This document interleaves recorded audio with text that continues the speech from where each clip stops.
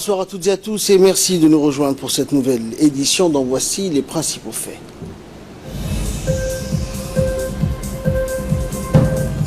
Djibouti donc participe au 12e Jeux africains Rabat 2019. Et concernant la migration en Europe, soulagement pour les migrants de l'Open Arms. Merci à vous de nous rejoindre. Le secrétaire d'État à la jeunesse au sport, Hassan Mohamed Kamel, a assisté à la cérémonie d'ouverture des 12e Jeux africains présidée par le prince du Maroc. Cette cérémonie a vu aussi la participation du secrétaire général de la Commission de l'Union africaine et du président de l'ACNOA. Tous les pays participants ont défilé devant les officiels. Un magnifique spectacle son et lumière a été présenté par le pays hôte avec des chants et danses. Les 12e Jeux africains Rabat 2019, c'est tout simplement 54 pays africains engagés dans 26 disciplines sportives avec 6000 participants dans 17 épreuves qualificatives pour les Jeux Olympiques Tokyo 2020.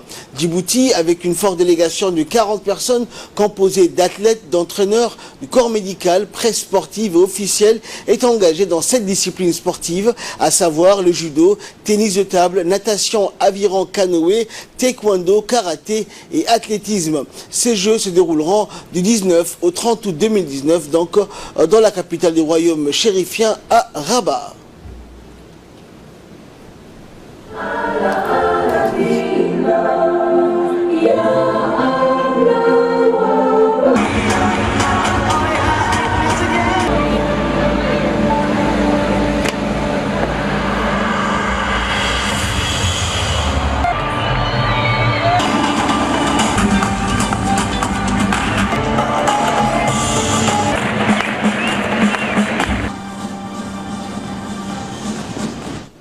Et à présent, nous allons voir un reportage sur les activités du réseau national de développement communautaire, ou RNDS, qui, avec l'aide des conseils de quartier, mène des séances de sensibilisation pour aider les habitants de ces quartiers à parvenir à l'autosuffisance. Regardez, c'est un commentaire de Samatar Saïd. Visant à renforcer la citoyenneté et les activités de soutien communautaire, le réseau national de développement communautaire fut créé en 2009 dans le but de sensibiliser la société civile par le biais des conseils de quartier et de soutenir les habitants des quartiers populaires afin qu'une solidarité et une coopération communautaire pour parvenir à l'autosuffisance dans chaque quartier. Ce réseau est constitué d'une présidente, d'un secrétaire général, d'un coordinateur national, un fondateur des conseils des quartiers et d'un responsable de la santé sociale. Madame Boka est la présidente du réseau national pour le développement communautaire, ainsi que Monsieur Youssef Hassan Nuho, et le fondateur des conseils quartiers communautaires. Ainsi que le siège de ce réseau se trouve à PK12 près de la cité Nassib, le ministère des Affaires sociales dirige et supervise les activités du réseau national de développement communautaire pour atteindre les plus possibles les informations concernant les conditions de vie et sur celles des couches de la société les plus démunies. La première partie consiste à la création d'une caisse de solidarité, ensuite la banque alimentaire, ensuite le bureau de matériel. Une fois qu'on a créé cela, il faudra d'abord donner les conseils de quartier une formation. Et la formation est très importante. Cette formation permettra d'abord de comprendre les différents règlements intérieurs, parce que chaque structure dispose d'un règlement intérieur. Ensuite, de dégager les 3 commissions. Chaque structure aura sa commission de gestion. Une fois que nous allons, c'est-à-dire et que les conseils de quartier vont essayer de nous donner le nom de ces commissions de gestion, on va leur donner aussi des formations plus approfondies, pour leur donner des formations spécifiques en quelque sorte, pour, par exemple pour la banque alimentaire, comment gérer le stock, comment, c'est-à-dire voir la distribution, tout ceci. Il faut qu'il y ait du professionnalisme en ce sens. Une fois qu'on fait ça, on va passer maintenant à l'étape suivante. Une fois que la caisse a été créée, il faudra chercher des ressources de financement. Alors, ces ressources de financement, où on va les trouver? Nous avons initié ce qu'on appelle une soirée de gala, qui va s'intituler ce soir, par exemple, si je prends le quartier de Djebel, ce soir, la nuit de Djebel. Et pour qu'il y ait une réussite, nous sommes en train de faire maintenant un séminaire, c'est-à-dire où on va essayer de voir comment on pourra, c'est-à-dire faire impliquer le maximum de personnes qui habitent à Djebel, c'est-à-dire les fonctionnaires. L'association cherche à responsabiliser les quartiers en matière d'intégration et de solidarité sociale afin de se rapprocher des couches les plus défavorisées de la société. Le réseau guide également la communauté sur la manière d'utiliser des services de santé dans les centres et facilite la délivrance d'une carte d'assurance maladie pour les personnes à faible revenu. Et dans le but de promouvoir une sensibilisation sur l'entrepreneuriat et les formations professionnelles et l'emploi des jeunes, la direction des CDC vient de lancer, sous l'égide du secrétariat d'État à la jeunesse et au sport, un atelier de sensibilisation relatif à ces thèmes dans les différents CDC de la capitale. Ainsi, c'est dans l'objectif donc de promouvoir à la fois un esprit d'entrepreneuriat au sein de la jeunesse et les orientations des formations en matière des formations professionnelles visant à faciliter l'intégration sur le marché d'emploi que la direction des CDC a tenu à entamer ce volet qui intègre d'ailleurs un des principaux objectifs du secrétaire d'État à la jeunesse et au sport, à savoir l'amélioration des conditions des jeunes. C'est dans ce sens que la direction tient à mettre en place des cellules chargées de mener des actions visant à mener donc des activités de sensibilisation sur l'entrepreneuriat et les formations professionnelles auprès de la jeunesse des différents quartiers. Ils sont entrepreneurs, chacun dans un domaine respectif. Ils sont quelques pionniers qui ont réussi donc leur pari.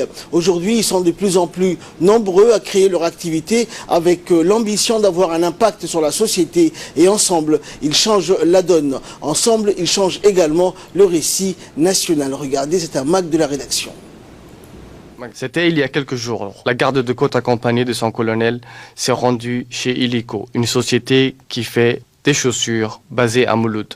Cette société appartient à un jeune entrepreneur de la région, M. Elias Doxié-Boulale. Cette rencontre ayant comme objectif de se fournir auprès de la société Illico une première au pays, mais cela est dû à la qualité et la prestation de services que fournit M. Elias. Ce geste traduisait la volonté des gardes de côte à prendre part au développement de l'économie locale en se procurant des produits djiboutiens. Un exemple premier du genre dans notre pays, mais l'entrepreneur Elias est parmi tant d'autres jeunes djiboutiens qui réussissent avec brio dans leur domaine de travail. Ils sont tous des milieux variés, de l'immobilier, le bâtiment, l'industrie, les médias, l'agriculture, la mode et la bureautique. Mais ces jeunes, au-delà de leur métier et passions respectives, ne cessent de faire bouger les choses.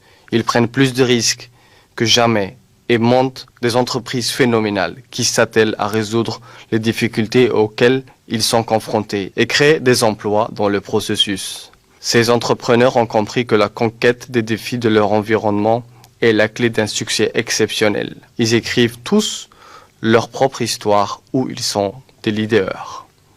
De cet état d'esprit à changer, ce leadership à construire chacun en vous, mais également que la vie, elle est beaucoup plus belle quand on la veut. Mais si on vit dans un pessimisme, la vie nous est particulièrement noire. Donc, on a besoin ensemble de rêver mieux, de rêver de votre réussite demain, de rêver de la réussite de Djibouti. Et c'est de cela qu'il va s'agir. J'ai été long, mais je pensais nécessaire de vous faire passer ces différents messages. On compte beaucoup sur vous. Notre avenir, notre Djibouti compte beaucoup sur vous. Je crois en votre capacité. Je crois en la capacité des jeunes Djiboutiens et des scientifiques en particulier à nous aider à transformer ce pays. Aujourd'hui, Djibouti n'est pas épargné par l'impact de la mondialisation. Le gouvernement ne ménage aucun effort à ce que le monde de l'entreprise soit de plus en plus intégré à l'économie et à la création de l'emploi. C'est dans cette optique que le gouvernement a créé les centres de leadership et de l'entrepreneuriat afin d'autonomiser la prochaine génération et à les aider à réaliser leurs propres rêves et les réunir pour les aider à rédiger, réécrire et réviser les prochaines pratiques de leur histoire. Ces entrepreneurs, jeunes pionniers dans le monde de l'entreprise, sont en train d'écrire un nouveau récit national avec leur propre storytelling, celui que tout est possible à réaliser. Cette nouvelle narration est imprégnée d'optimisme qui change le paradigme du récit national. Également dans l'actualité, le gérant de la société de lavage des voitures intitulée Lavoto Garage, Abdurrahman Mahmoud, et le représentant de la coopérative Mahin Autotech, Mustafa Djamal, ont signé hier donc une convention de partenariat de sous-traitance d'un contrat de lavage et d'entretien du parc automobile des chefs d'établissement du ministère de l'Éducation nationale. Cette convention a pour objet de créer d'une part un réseau de partenaires susceptibles de contribuer au renforcement des compétences professionnelles des jeunes entrepreneurs qui ont intégrer cette année le centre d'incubation des micro-entreprises et d'autre part leur offrir des modèles donc de gestion d'entreprise afin qu'ils puissent les adapter en fonction de leur projet de création de coopérative. Cette coopérative qui va aussi privilégier le domaine de sous-traitance afin que les jeunes soient véritablement formés sur les services apportés aux clients et de garantir in facto un niveau de qualité de service satisfaisant. Nettoyer tous les véhicules qui sont derrière nous. Ces véhicules, ce sont les véhicules des chefs d'établissement, qui sont les directeurs d'école, qui sont les principaux de collège, qui sont les proviseurs du lycée.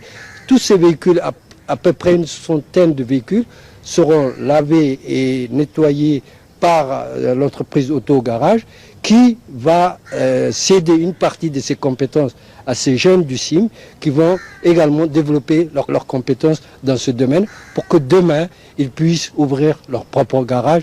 Et c'est un partenariat exceptionnel. Nous remercions le ministre de l'Éducation nationale, Mustafa Mahmoud, par le fait qu'il pense toujours à mettre les jeunes dans des situations réelles pour les accompagner. Et en cette période estivale, bien de nos compatriotes de la capitale, donc fuit la chaleur. Certains passent donc l'été à Lissabié en raison de la proximité, mais aussi du climat qui est favorable. Lissabié fait partie donc de ces régions où le climat est doux et situé donc au sud du pays, à 90 km de la capitale. Rappelons que ces vacanciers génèrent des revenus importants. Cela augmente les revenus des boutiques du marché de la ville d'Ali Sabié et notre équipe donc sur place a pu rencontrer quelques-unes de ces familles. C'est le cas ici de monsieur Mahdi Moumine, père de famille, et madame Hasna Abdi Saïd, qui sont venus donc à Ali Sabié pour profiter de la fraîcheur du climat de la ville.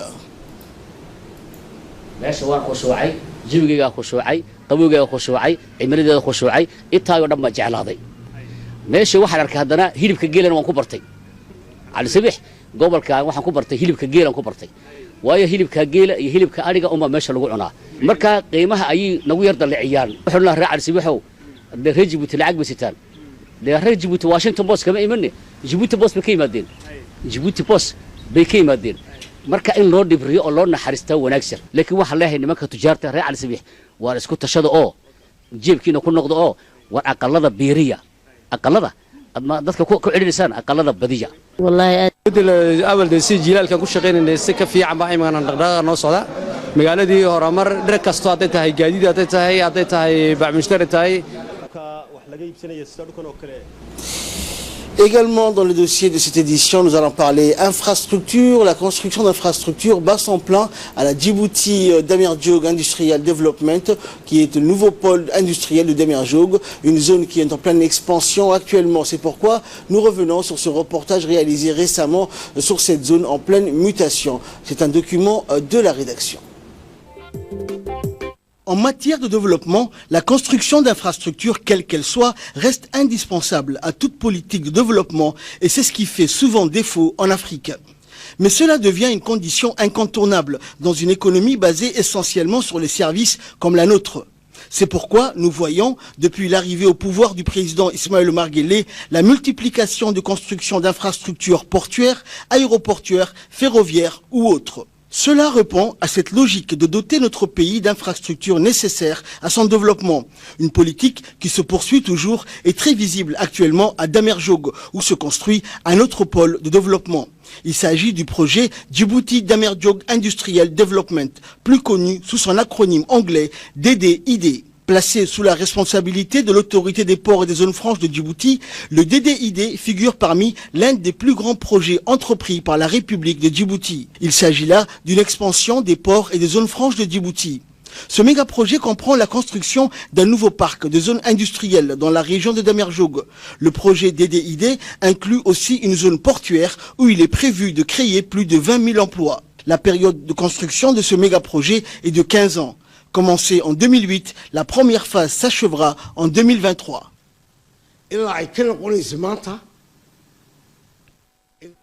Aujourd'hui, la région de Damirjoog s'agrandit, comme vous l'avez constaté, et qui a une extension des ports et qui aura plusieurs fonctions.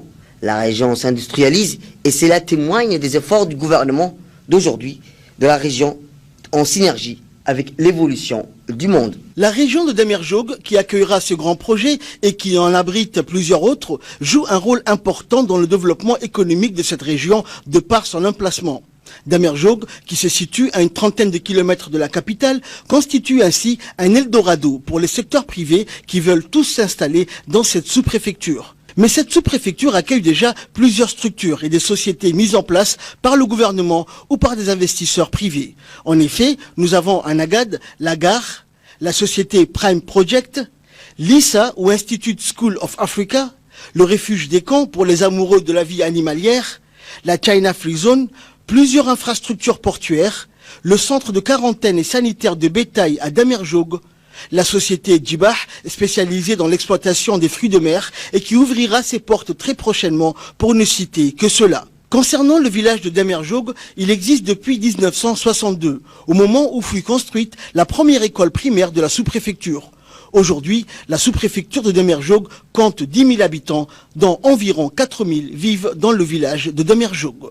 12 localités dépendent administrativement de cette sous-préfecture. Toutes les structures nécessaires de base sont également présentes dans le chef-lieu de la sous-préfecture, comme le Damirjoog Marketplace ou le marché de Damirjoog, plusieurs quartiers bien structurés, un poste de santé, une brigade de la gendarmerie nationale, une école primaire, un camp militaire des forces armées djiboutiennes, un CEM ou collège d'enseignement moyen qui existe depuis 1998 et un centre de formation professionnelle ou CFPD.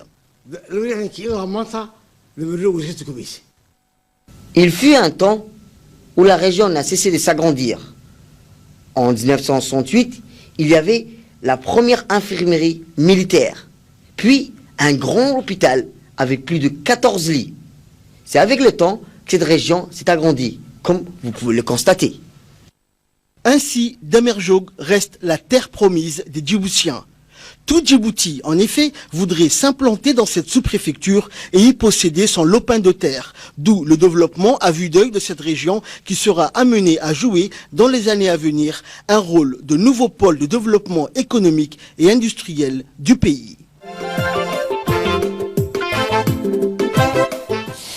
Et de là, nous passons à ce qui fait l'une de l'actualité internationale. En Afghanistan, attentat dans un mariage à Kaboul, le bilan s'alourdit. Un nouveau bilan du ministère de l'Intérieur afghan fait état de 80 morts suite à l'attentat kamikaze du 17 août. Plusieurs blessés sont décédés à l'hôpital. L'attentat suicide commis samedi par le groupe État islamique contre un mariage à Kaboul qui a fait 80 morts selon un nouveau bilan annoncé aujourd'hui par un porte-parole du ministère de l'Intérieur afghan. Plusieurs personnes ont succombé à leurs blessures à l'hôpital. Il s'agit de l'attentat le plus meurtrier perpétré dans la capitale afghane depuis celui revendiqué par les talibans en janvier 2018 lorsqu'une ambulance piégée avait tué 103 personnes. L'attentat a été revendiqué par la branche afghane de l'État islamique qui a dit avoir visé un grand regroupement d'apostats. Le groupe djihadiste composé d'islamistes radicaux sunnites a pris à plusieurs reprises pour cible la communauté chiite d'Afghanistan dont les familles de mariés faisaient partie. Cet attentat est survenu alors que la population afghane exaspérée par la violence aveugle espère la conclusion d'un accord entre les États-Unis et les talibans qui ouvrirait la voie à des négociations et de paix entre le gouvernement afghan et les insurgés. Et enfin, attaque au Burkina Faso, un nouveau bilan fait état de 24 morts. L'attaque djihadiste contre une base militaire dans le nord du Burkina Faso a fait 24 morts et 7 blessés selon un nouveau bilan. Le précédent bilan de l'armée était d'une dizaine de morts tués et plusieurs blessés. Jusque-là, la plus grave attaque djihadiste perpétrée contre l'armée burkinabé avait fait 12 morts à Nassungbu dans la même province et une quarantaine d'assaillants à bord de pick-up et de motos avaient attaqué un poste militaire situé à une trentaine de kilomètres du Mali. C'est tout pour ce journal. Merci de l'avoir suivi. Restez avec nous. Le programme continue sur Télé Djibouti.